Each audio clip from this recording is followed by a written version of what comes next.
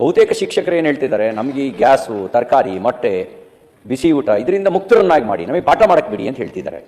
ಇಷ್ಟು ದೊಡ್ಡ ವ್ಯವಸ್ಥೆ ನಿರ್ಮಾಣ ಆಗಿದೆ. ಆರಂಭದಲ್ಲಿ ಈ ರೀತಿ ದೊಡ್ಡ ವ್ಯವಸ್ಥೆಯಾಗಿ ನಿರ್ಮಾಣ ಆಗಿರಲಿಲ್ಲ, ಇದೇ ಒಂದು ವ್ಯವಸ್ಥೆಯಾಗಿ ನಿರ್ಮಾಣ ಆಗಿದೆ. ಇದನ್ನು ನಿರ್ವಹಣೆ ಮಾಡೋದಕ್ಕೆ ಒಂದು ಪರ್ಯಾಯ ವ್ಯವಸ್ಥೆ ಕಾಯಕಲ್ಪ ಕೊಡಿ. ಯಾಕೆ ಇಲ್ಲಾಂದರೆ ನೋಡಿ, ಸಿಂಗಲ್ ಟೀಚರ್ಸ್ ಸ್ಕೂಲ್ಗಳಿದ್ದಾವೆ. ಅವು ಪಾಠ ಮಾಡಬೇಕಾ, ತರಕಾರಿ ತರಕ್ಕೆ ಹೋಗ್ಬೇಕಾ, ಗ್ಯಾಸ್ ತರಕ್ಕೆ ಹೋಗ್ಬೇಕಾ, ಏನು ಮಾಡಬೇಕು? ಆದ್ಯತೆ ಯಾವುದು? ನಮಗೆ ಊಟ ಕೊಡೋದು ಆದ್ಯತೆನೋ, ಪಾಠ ಮಾಡೋದು ಆದ್ಯತೆನೋ? ಹಾಗಾಗಿ ಇದಕ್ಕೆ ಈ ವ್ಯವಸ್ಥೆ ಒಂದು ದೊಡ್ಡ ವ್ಯವಸ್ಥೆಯಾಗಿ ನಿರ್ಮಾಣ ಆಗಿದೆ ಈಗ. ಹಾಗಾಗಿ ಈಗ ಇವುಗಳಿಗೆ ಒಂದು ಪರ್ಯಾಯ ರೂಪಿಸಲೇಬೇಕು.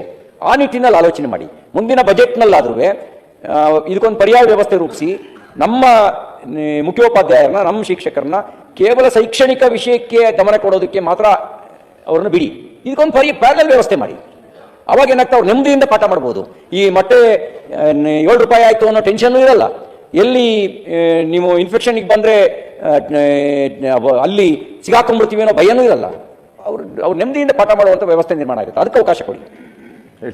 ಮನೆ ಸಭಾಪತಿಗಳೇ, ಈಗ ಶ್ರೀನಿವಾಸ್ ಅವರು ಹೇಳಿರ್ತಕ್ಕಂಥ ಪಿಂಚಣಿ ವಿಚಾರನ ನಾನು ಚರ್ಚೆ ಮಾಡಿ ಆದಷ್ಟು ಬೇಗ, ಯಾಕೆಂದರೆ ಅದು ನನ್ನ ಒಂದೇ ಇಲಾಖೆಗೆ ಬರೋದಿಲ್ಲ. ಅದನ್ನು ನಾನು ಪ್ರಯತ್ನವನ್ನು ಪಡ್ತಕ್ಕಂಥದ್ದನ್ನು ಮೊನ್ನೆನೂ ಕೂಡ ನಾನು ಫಾರೆಸ್ಟ್ ಮಿನಿಸ್ಟರ್ ಕೂಡ ನಾವು ಎಲ್ಲ ಹೋಗಿ ಅವ್ರ ಹತ್ರ ಮನವಿಯನ್ನು ಕೂಡ ನಾವು ತಗೊಂಡು ಬಂದ್ವಿ. ಆದಷ್ಟು ಬೇಗ ಯೋಚನೆ ಮಾಡ್ತೀವಿ. ಯಾಕೆಂದರೆ ಮುಖ್ಯಮಂತ್ರಿಗಳ ಅವರು ಕೂಡ ಗಮನ ಹರಿಸ್ಕೊಂಡಿದ್ದಾರೆ. ಅದನ್ನೆಲ್ಲದೂ ಕೂಡ ನಾವು ಟೀಮ್ ಆಗಿ ಹೋಗಿ ಕೇಳ್ತಕ್ಕಂಥದ್ದು ನಾವು ಮಾಡ್ತೀವಿ.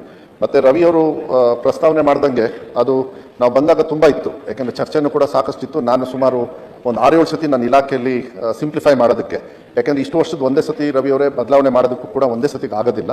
ಬಟ್ ಇದೆಲ್ಲ ನೀವು ಹೇಳಿರ್ತಕ್ಕಂಥ ಪ್ರಾಕ್ಟಿಕಲ್. ಯಾಕೆಂದರೆ ಮಕ್ಕಳು ಬರೋದೇ ಶಾಲೆಗೆ ಊಟಕ್ಕಲ್ಲ, ಅವ್ರು ಬರೋದು ಪಾಠಕ್ಕೆ. ಅದ್ರ ಜೊತೆಗೆ ನಾವೆಲ್ಲ ಈ ವ್ಯವಸ್ಥೆಯನ್ನು ಆರ್ಥಿಕವಾಗಿ ಕಷ್ಟ ಆಗುತ್ತೆ, ಮಕ್ಕಳು ಮನೆಗೆ ವಾಪಸ್ ಹೋಗಬಾರ್ದು, ಅಲ್ಲೇ ಇದ್ರೆ ಕಲಿಕೆಗೆ ಉಪಯೋಗ ಆಗುತ್ತೆ, ಇದೆಲ್ಲದೂ ತಂದಿದ್ದೀವಿ. ಅದನ್ನ ಸಿಂಪ್ಲಿಫೈ ಮಾಡಿ ಯಾವುದೇ ಥರದ ಕಲಿಕೆಗೆ ಹೊರೆ ಆಗದೇ ಇರ್ತಕ್ಕಂಥದ್ದು. ಈಗ ನಾವು ಫೇಶಿಯಲ್ ಅಟೆಂಡೆನ್ಸ್ ತರೋದು ಮೇನ್ ರೀಸನ್ ಅದು. ನೀವು 10 ನಿಮಿಷ ಅಟೆಂಡೆನ್ಸ್ ತಗೊಳ್ಳೋದನ್ನ ಫೇಶಿಯಲ್ ಅಟೆಂಡೆನ್ಸ್ ಅಲ್ಲಿ it will happen only in 5-10 seconds ಅಲ್ಲಿ ಆಗ್ಬಿಡುತ್ತೆ. ಈ ಥರ ಆಗೋದ್ರಿಂದ ಇಂಥ ಪ್ರೋಗ್ರೆಸಿವ್ ವರ್ಕ್ಸ್ನ ಮಾಡಿ ಕಲಿಕೆಗೆ ಹೆಚ್ಚು ಒತ್ತನ್ನು ಕೊಟ್ಟು ಅವರಿಗೆ ಬೇರೆ ಕೆಲಸವನ್ನು ಕಮ್ಮಿ ಮಾಡ್ತಕ್ಕಂಥದ್ದನ್ನು ಸಾಕಷ್ಟು ಸತಿ ಎಲ್ಲ ಸದಸ್ಯರು ಕೂಡ ನಾವು ಮೀಟ್ ಮಾಡಿದಾಗ ಅವ್ರದ್ದೇ ಆಗಿರ್ತಕ್ಕಂಥ ಅನುಭವಗಳನ್ನು ಮತ್ತು ಅವ್ರು ಯಾವ ವಿಚಾರಗಳನ್ನು ಹೇಳಿದಾರನ್ನೆಲ್ಲ ಕ್ರೋಢೀಕರಿಸಿ ಆದಷ್ಟು ಬೇಗ ನೆಕ್ಸ್ಟ್ ಅಕಾಡೆಮಿಕ್ ಇಯರ್ಗೆ ಒಂದು ಸಿಸ್ಟಮ್ ತರ್ತೀವಿ. ಅವರಿಗೆ ಕಮ್ಮಿ ಕೆಲಸ ಆಗ್ತಕ್ಕಂಥ ವ್ಯವಸ್ಥೆಯನ್ನು, ಈ ಮೊಟ್ಟೆ ಎಲ್ಲ ಇದನ್ನು ಸೆಂಟ್ರಲೈಸ್ ಮಾಡೋದಕ್ಕೂ ಆಗೋದಿಲ್ಲ. ಯಾಕೆಂದರೆ SDMs ಅವರಿಗೆ ರೆಸ್ಪಾನ್ಸಿಬಿಲಿಟಿ ಕೊಟ್ಟರೆ ಅಲ್ಲಿ ಫ್ರೆಶ್ ಆಗಿ ಸಿಗುತ್ತೆ ಅಂತಕ್ಕಂಥ ಭಾವನೆ ಮೇಲೆ ನಾವು ಮಾಡಿದ್ವಿ. ಯಾವುದೇ ಕಾರಣಕ್ಕೂ ನಾನು ಸೆಂಟ್ರಲೈಸ್ ಮಾಡಲಿಲ್ಲ. ಈಗ ನೀವು ಹೇಳಿದ ಕರೆಕ್ಟು, ಕೆಲವು ಸತಿ 7 ರೂಪಾಯಿ ಆಗಿಬಿಡುತ್ತೆ.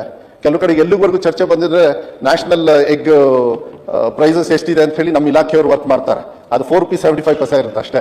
ಬಟ್ ಆಕ್ಚುಲಿ ಗ್ರೌಂಡ್ ರಿಯಾಲಿಟಿ ಎಲ್ಲ ಸಿಗೋದೇ ಇಲ್ಲ. ಎಷ್ಟೊಂದು ಸತಿ ನಾನು ಇಲಾಖೆಯವ್ರಿಗೆ ಹೇಳಿದ್ದೀನಿ, ನಿಮ್ಮ ನ್ಯಾಷನಲ್ ಇದು ಸೆನ್ಸಸ್ ಎಲ್ಲ ಕೊಡಕ್ಕೆ ಹೋಗಿ ಪ್ರೈಸಿಂಗ್ ಇದನ್ನು ಕೊಡಕ್ಕೆ ಹೋಗಬೇಡಿ.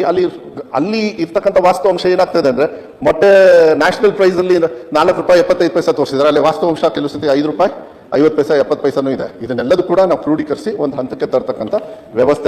ಬಟ್ ಒಂದು ಮಕ್ಕಳಿಗೆ ಹೊರೆ ಏನಿದೆ, ನೀವೇನು ಹೇಳ್ತಾ ಇದ್ರಿ, ಕಲಿಕೆ ಬಿಟ್ಟು ಬೇರೆದು ಕಮ್ಮಿ ಮಾಡಿ ಅಂತ ಪ್ರಾಮಾಣಿಕವಾಗಿ ಅದು ಮಾಡ್ತಾರೆ.